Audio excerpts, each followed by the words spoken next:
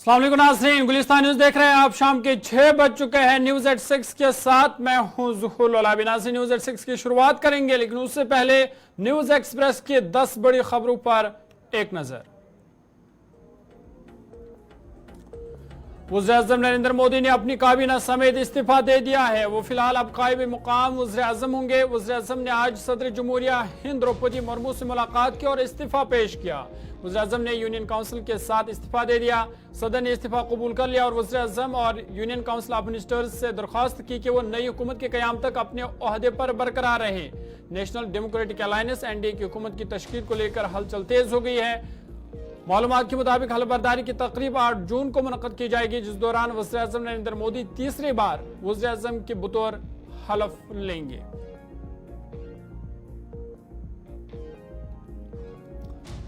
जिला पुलिस किश्तवाड़ ने किश्तवाड़ कस्बा से एक बदनाम ज़माना मंशियात फरोश को पीएसए के तहत हिरासत में लिया है। हिरासत में ली गई खातून की शनाख्त महफूजा बेगम ज़ौजे रमीज राजा साकिन सरकूट किश्तवाड़ के तौर पर हुई है। एसपी किश्तवाड़ ने इंकशाफ किया कि गिरफ्तारी इलाके में मंशियात के लिए दरीख इस्तेमाल से निमटने के लिए कसीरुल जहती हिकमत अमली का अहम हिस्सा है।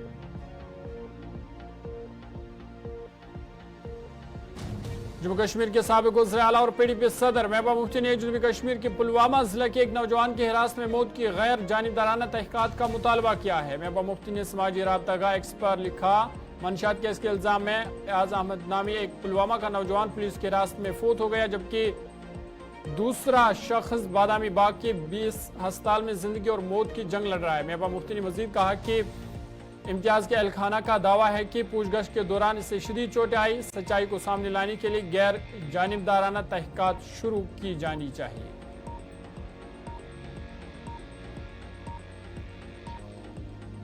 जम्मू कश्मीर के लेफ्टिनेंट गवर्नर मनोज सिन्हा का कहना है कि हुकूमत तबाहशुदा माहौलियाती निज़ाम की बहाली के लिए पुरअज़म है। उन्होंने कहा कि माहौलियाती निज़ाम के जवाल को दूर करने के लिए हमारी इज्तिमाई कोशिश जारी है, ताकि रोजी रोटी और गजाई तहफ़्फ़ुज़ को फ़रोग़ दिया जा सके और मौसम की शदीद सूरत-ए-हाल को रोका जा सके। यूमी माहौलियात के मौका पर उन्होंने लोगों से कहा कि वो ज़मीन की तबाही को रोकने और पूरी इंसानियत की मुश्तरका भलाई के लिए ज़मीन की बहाली में अपना किरदार अदा करें।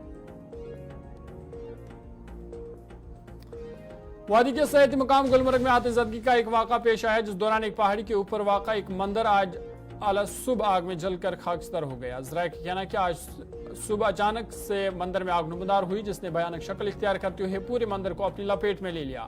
आग उस वारदात में मंदिर को शदीद नुकसान पहुंचा है। इस मौका पर अगरचे पुलिस ने मुकामी लोगों की मदद से आग पर काबू पाने की कोशिश की, लेकिन मंदिर को नहीं बचाया जा सका। आग लगने की फौरी तौर पर वजह मालूम नहीं हो सकी। बता दें कि मंदिर सयाहों के दरमियान मकबूल था, क्योंकि इसे कई बॉलीवुड फिल्मों बिशमुल आपकी कसम के हिट गाने में दिखाया गया। बता दें कि महाराजा हरि सिंह की अहलिया ने मंदिर का संग बुनियाद रखा था। इधर नेशनल कॉन्फ्रेंस के नायब सदर उमर अब्दुल्ला ने इस वाक़े पर अफसोस का इजहार किया और इंतजामिया से मुतालबा किया कि इसकी फौरी मरम्मत की जानी चाहिए। पुंछ जिला के मेंढर में एक सड़क हादसे में एक खातून की मौत वाक़ा हुई है, जबकि 3 दीगर जख्मी हुए हैं। मेंढर के सरहदी तहसील मनकूट के बलनोई इलाका में एक टाटा मोबाइल उस वक्त हादसे का शिकार हुआ जब वो बलनोई इलाके में सामान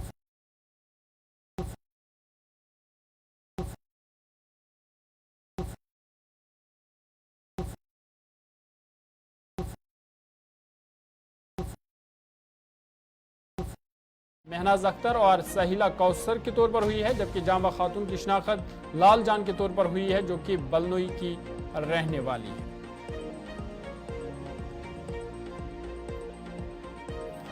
महकमा मौसमियात की पेशगोई के मुताबिक वादी कश्मीर में मतल्ला अबर आलूद है और कई इलाकों में रुक रुक कर हल्की बारिशों का सिलसिला जारी है। मुतल्लिका महकमे के तर्जुमान के मुताबिक वादी में 7 जून तक मौसम अबरालूद रहने के साथ रुक रुक कर हल्की बारिश का इम्कान है और इस दौरान कुछ इलाकों में तेज हवाई भी चल सकती है। उन्होंने कहा कि वादी में 8 जून को भी कहीं कहीं हल्की बारिशें हो सकती है और इसके बाद 9 से 15 जून तक मौसम मजबूरी तौर पर खुश्क रहने का इम्कान है। महकमे ने किसानों से 6 जून तक अपने ऑपरेशनल मुअत्तल रखने की सलाह दी है।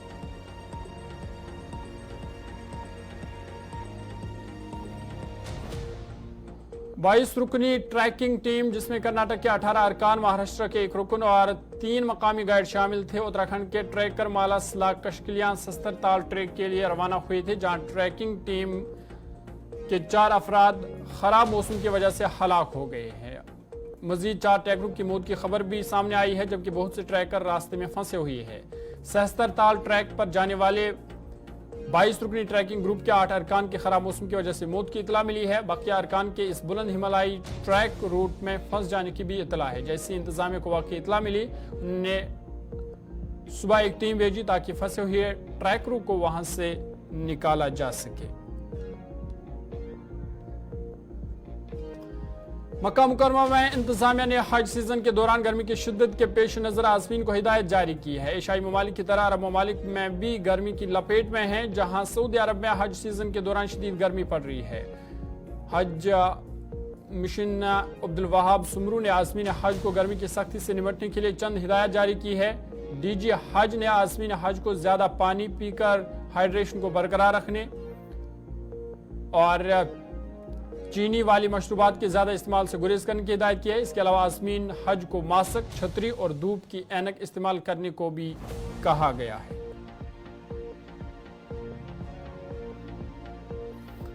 वस्ती गजा में इस्राएली फौज के हमले में कम से कम 38 फलस्तीनी हलाक हो गए हैं। रिपोर्ट्स के मुताबिक मरने वालों में 8 फलस्तीनी पुलिस एहलकार भी शामिल है। इन पुलिस एहलकारों की दारुल बलाह में उनकी गाड़ी पर इस्राएली हमले में मौत हुई है। इधर इस्राएली फौज ने कहा कि ज़मीनी अफवाज वस्ती गजा पट्टी के इलाके बेवरेज में ऑपरेशन कर रही है, जबकि जंगी तैयारियों ने हमास के ठिकानों पर फिजाई हमले किए हैं। माहिरीन के एक आज़ाद ग्रुप ने खबरदार किया है कि ये मुमकिन है कि शुमाली गजा में कहत साली हो, लेकिन इसराइल और हमास के दरमियान जंग और इंसानी हमदर्दी की रसाई पर पाबंदी ने डेटा इकट्ठा करने में रुकावट डाली है।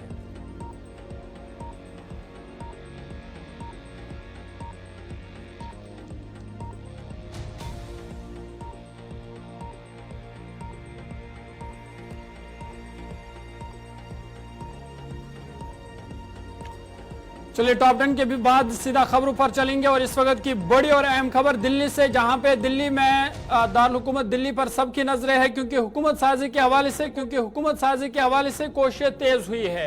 वज़ीर-ए-आज़म नरेंद्र मोदी की रिहाइशगाह पर मीटिंग शुरू हुई है। एनडीए की अहम बैठक इस वक्त वज़ीर-ए-आज़म नरेंद्र मोदी की रिहाइशगाह पर चल रही है और हुकूमत साजी का दावा एनडीए आज पेश करेगी। बड़ी खबर आपको बता रहे हैं कि वज़ीर-ए-आज़म की रिहाइशगाह पर एनडीए की अहम बैठक जारी है और आज ही हुकूमत साजी का दावा एनडीए पेश करेंगी। इधर सदर द्रौपदी मुर्मू की जानिब से काबीना के एजाज में आज डिनर का भी एहतमाम किया गया है। खुसूसी डिनर का एहतमाम आज शाम सदर द्रौपदी मुर्मू की जानिब से किया गया है। आपको बता दें कि एनडीए की जानिब से ये अहम इजलास इस वक्त वज़ीर-ए-आज़म मोदी की रिहाइश गाह पर चल रहा है, जिसमें कई अहम लीडर भी शामिल है और खबर यह भी है कि 8 जून को हलफ बर्दारी की तकरीब मुतवक्का हो सकती है। 8 जून को वज़ीर-ए-आज़म नरेंद्र मोदी तीसरी बार हलफ उठा सकते हैं। आपको बता दें कि लोकसभा इंतखाबात 2024 के नताइज के बाद नई हुकूमत की तश्कील को लेकर दिल्ली में इस वक्त सियासी हलचल बढ़ गई है। वज़ीर-ए-आज़म नरेंद्र मोदी की सरकारी रिहाइशगाह पर आज एनडीए रहनुमाओं की मीटिंग जो है वो शुरू हुई है। बड़ी खबर आपको बता रहे कि इस मीटिंग में बिहार के वज़ीर आला और जेडीयू के सदर नीतीश कुमार भी इस मीटिंग में उन्होंने शिरकत की है, वो भी इस मीटिंग में शामिल हुए हैं। साथ ही साथ टीडीपी के सदर चंद्रबाबू नायडू वो भी इस मीटिंग में शामिल हुए हैं। मरकजी वज़ीर दाखिला अमित शाह, बीजेपी के दीगर बड़े लीडर भी इस मीटिंग में हिस्सा ले रहे हैं। मीडिया रिपोर्ट्स के मुताबिक मीटिंग के बाद एनडीए लीडर आज ही सदर द्रौपदी मुर्मू से मुलाकात करेंगे और मुलाकात करके हुकूमत बनाने का दावा पेश कर सकते हैं। एनडीए की मीटिंग से पहले वज़ीर-ए-आज़म नरेंद्र मोदी ने राष्ट्रपति भवन में सदर द्रौपदी मुर्मू से मुलाकात की और वज़ीर-ए-आज़म के ओहदे के साथ वज़राए काउंसिल का इस्तीफा भी उन्होंने पेश किया। सदर ने पीएम मोदी का इस्तीफा कबूल कर लिया, ताहम उन्हें नई हुकूमत के क़याम तक ओहदे पर बरकरार रहने को कहा गया है। ताहम इधर बड़ी खबर आपको बता रहे हैं कि एनडीए की मीटिंग इस वक्त वज़ीर-ए-आज़म नरेंद्र मोदी की रिहाइश गाह पर जारी है। नेशनल डेमोक्रेटिक अलायंस की हुकूमत की तश्कील को लेकर हलचल तेज हो गई है और मालूमात के मुताबिक हलफ बर्दारी की तकरीब 8 जून को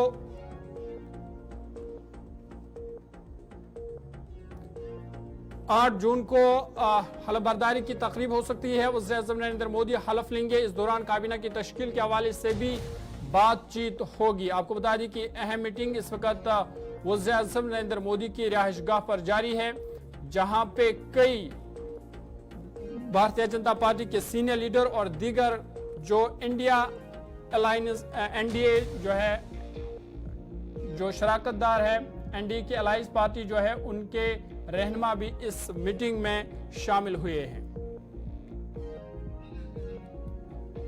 सबसे पहले आपको दिल्ली लिए चलेंगे। हमारे नुमाइंदे इस वक्त दिल्ली से हमारे साथ ज्वाइन कर चुके हैं। बहुत शुक्रिया उज्जवल, ज्वाइन करने के लिए। अपडेट कीजिएगा, बड़ी खबर इस वक्त की वज़ीर-ए-आज़म नरेंद्र मोदी की रिहाइशगाह पर एनडीए की मीटिंग शुरू हुई है। क्या कुछ अपडेट और क्या कुछ तफसीलात है? बिल्कुल ज़हूर, देखिए अगर आप देखेंगे तो कल जो लोकसभा चुनाव के परिणाम आए थे उसके बाद आप कहीं ना कहीं ये कह सकते हैं कि भारतीय जनता पार्टी ने देखिए बहुमत का आंकड़ा जो है वो तो कहीं ना कहीं नहीं छुआ। 272 से ज्यादा जो है वो कहीं ना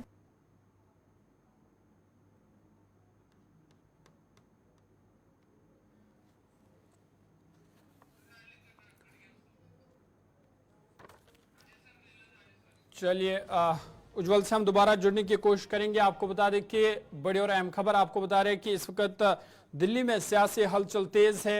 वज़ीर-ए-आज़म मोदी की सरकारी रिहाइशगाह पर एनडीए की जो मीटिंग है वो जारी है। इसमें नीतीश कुमार और जो एन फैक्टर है वो दोनों इस मीटिंग में शामिल हुए हैं। अपनी नुमाइंदे के पास भी चलेंगे और न्यूज़ रूम चलेंगे। राजेश जी हमारे साथ है। राजेश जी बहुत शुक्रिया ज्वाइन करने के लिए।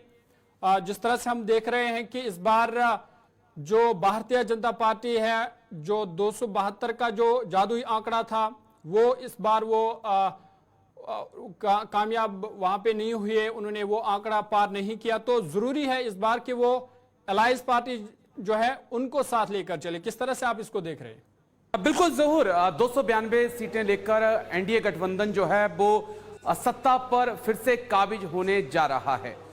240 सीटें हालांकि बीजेपी के पास है, लेकिन एनडीए की बात करें तो 292 सीटें हैं और 2 घंटे तक मैराथन बैठक चली है, जिसमें चंद्रबाबू नायडू शामिल थे और उसमें बिहार के मुख्यमंत्री नीतीश कुमार शामिल थे, जितन राम मांझी शामिल थे और एक लंबी बैठक चली है।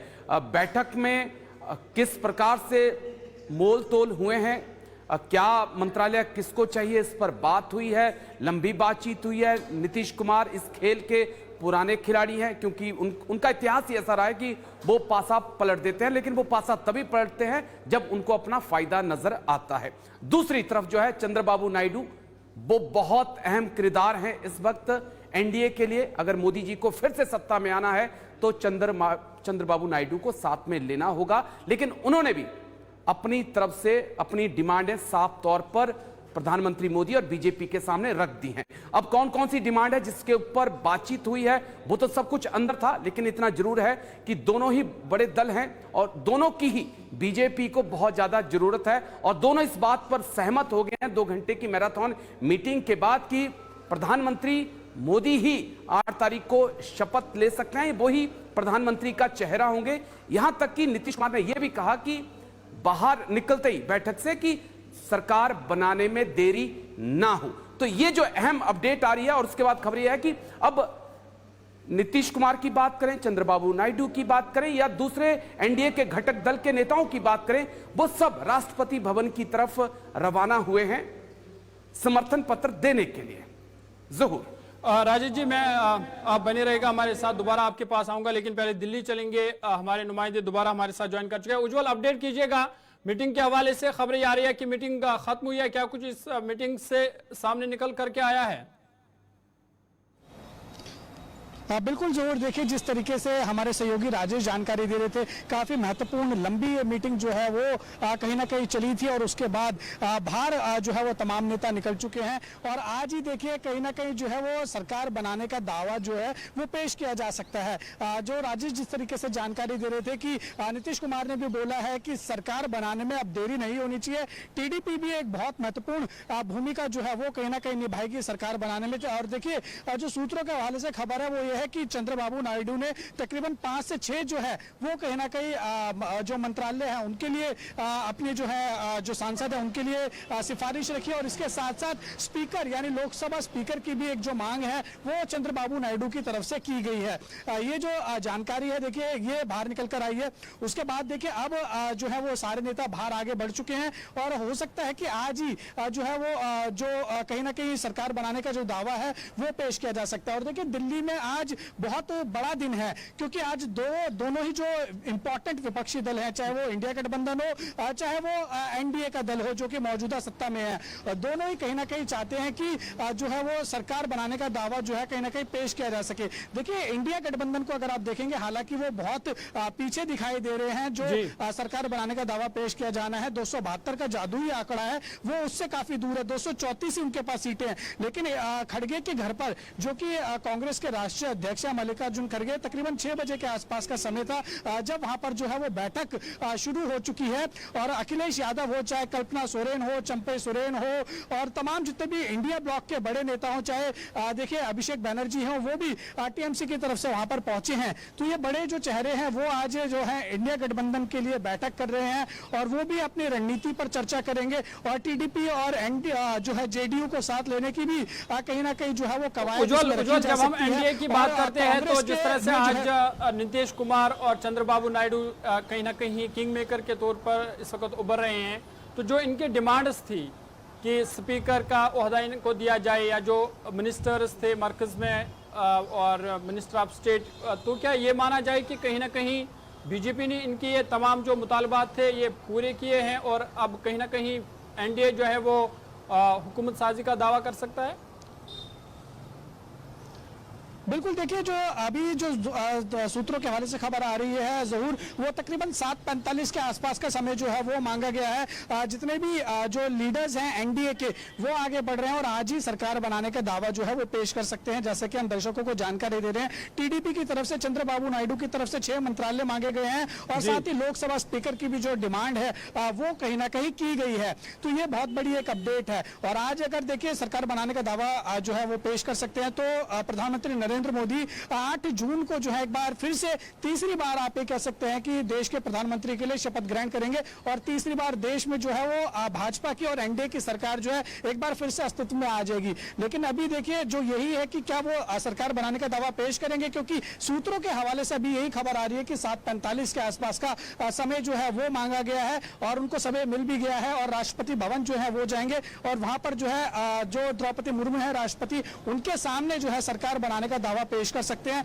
अपनी अपनी मांगे जो है वो तमाम चाहे वो जेडीयू के नेता हो यानी नीतीश कुमार हो या चाहे वो चंद्रबाबू नायडू हो, जब प्रधानमंत्री आवास के घर पर बैठक चल रही थी उनके घर पर तो उन्होंने अपनी भी जो मांगे हैं कहीं ना कहीं वो भी सामने रखी है और सारा जो निष्कर्ष निकला है उसके बाद ही जो ये मीटिंग है वो खत्म हुई है। और मीटिंग खत्म होने के बाद देखिए अब क्या कुछ होता है। जो चंद्रबाबू नायडू ने जितनी मांग करी थी क्या उनको वो सारी चीजें मिलती है नहीं मिलती, क्या जेडीयू की तरफ से जो मांगे की गई थी उनको वो मिलती है नहीं मिलती, ये देखने वाली बात रहेगी। लेकिन देखिए नीतीश कुमार ने भी साफ कर दिया है कि वो जो है अभी फिलहाल एनडीए के साथ ही हैं और किंग मेकर के तौर पर नीतीश कुमार और चंद्रबाबू नायडू को देखा जा रहा है। ज़हूर बिल्कुल आप हमारे साथ बने रहेगा। राजेश जी भी है। राजेश जी किस तरह से आप इसको देखते हैं, क्योंकि किंग मेकर के तौर पर ये दोनों जो नेता इस वक्त उभर रहे हैं, चाहे हम नीतीश कुमार की बात करें या चंद्रबाबू नायडू की बात करें, जो इनके मुताबिक है जो इन्होंने बीजेपी के सामने रखे हैं। जी जहूर जो सबसे बड़ी अपडेट आ रही है वो ये है कि एनडीए की जो बैठक हुई उसमें एक प्रस्ताव पास किया गया जिस बैठक में उस प्रस्ताव में माना गया कि एनडीए दल के जो नेता हैं वो प्रधानमंत्री मोदी हैं। प्रधानमंत्री मोदी की लीडरशिप के ऊपर एनडीए ने विश्वास जताया है और ये कहा है कि देश ने प्रधानमंत्री मोदी की लीडरशिप पे विश्वास किया है और आगे भी हम इसी लीडरशिप के साथ आगे चलेंगे। क्योंकि इस बात के कयास लग रहे थे कि क्या प्रधानमंत्री का चेहरा एनडीए गठबंधन में बदला जा सकता है, तो उन तमाम कयासों के ऊपर इस प्रस्ताव के बाद विराम लग चुका है। क्योंकि टीडीपी और साथ ही में अगर बिहार के मुख्यमंत्री नीतीश कुमार की बात करें तो वो इस बात पर सहमत हैं कि प्रधानमंत्री मोदी की अगुवाई में ही हमने आगे बढ़ना है। एक चीज ये, और दूसरी चीज कि थोड़ी देर में मल्लिकार्जुन खड़गे के घर इंडिया गठबंधन की बैठक शुरू हो सकती है। संजय राउत वहां पर पहुंच चुके हैं। लेकिन 2-3 चीजें जो बड़ी अहम है ममता बनर्जी का इस बैठक में नहीं आना, उसकी जगह अभिषेक बनर्जी को भेजना क्या संकेत दे रहा है कि ममता बनर्जी एनडीए की तरफ अपने दरवाजे को खुला रखना चाहती हैं? दूसरी चीज, शिवसेना उद्धव गुट की तरफ से उद्धव ठाकरे का नहीं आना इस अहम मीटिंग में, लेकिन उसकी जगह संजय राउत का आना, क्या यह संदेश है कि उद्धव ठाकरे का जो दरवाजा है वो एनडीए के लिए भी खुला है? इसको समझना होगा, इसको बारीकी से समझना होगा। एमके स्टालिन, अखिलेश यादव जो हैं वो पहुंच रहे हैं, लेकिन दो अहम चेहरे ममता बनर्जी और उद्धव ठाकरे जो हैं वो खुद नहीं आ रहे, किसी और को अपनी जगह भेज रहे हैं। तो इस पे हमारी नजर बनी रहेगी कि आखिरकार कहीं पर्दे के पीछे कोई खेल तो नहीं चल रहा है। बिल्कुल, इस पर जरूर हमारी नजर आएगी। बहुत बहुत शुक्रिया राजेश ज्वाइन करने के लिए। तो आपको बता रहे कि दिल्ली में इस वक्त सियासी हलचल तेज है। एक तरफ से एनडीए की जो मीटिंग है वो कहीं ना कहीं अब खत्म होती हुई दिखाई दे रहा है, तो दूसरी तरफ इंडिया अलायंस की बैठक जो है थोड़ी देर बाद शुरू होगी, जहां पे मल्लिकार्जुन खड़गे, सोनिया गांधी, राहुल गांधी और बाकी तमाम जो इंडिया अलायंस के पार्टनर्स है वो इस मीटिंग में जो है शिरकत करेंगे। इधर एनडीए की जो मीटिंग है उसमें जो है कहा जा रहा है कि अब एनडीए जो है वो हुकूमत साजी का दावा पेश करेगी और जल्द ही द्रौपदी मुर्मू से मुलाकात करेंगे, जिस दौरान वो हुकूमत साजी का दावा जो है वो पेश कर सकते हैं। और उसके बाद 8 जून पर सबकी नजरें होंगी। जरा के वाले से खबर यह है कि 8 जून को वज़ीर आज़म नरेंद्र मोदी तीसरी बार वज़ीर आज़म के तौर पर हलफ लेंगे। खबरें और भी है, छोटा सा तिजारती वक्फा।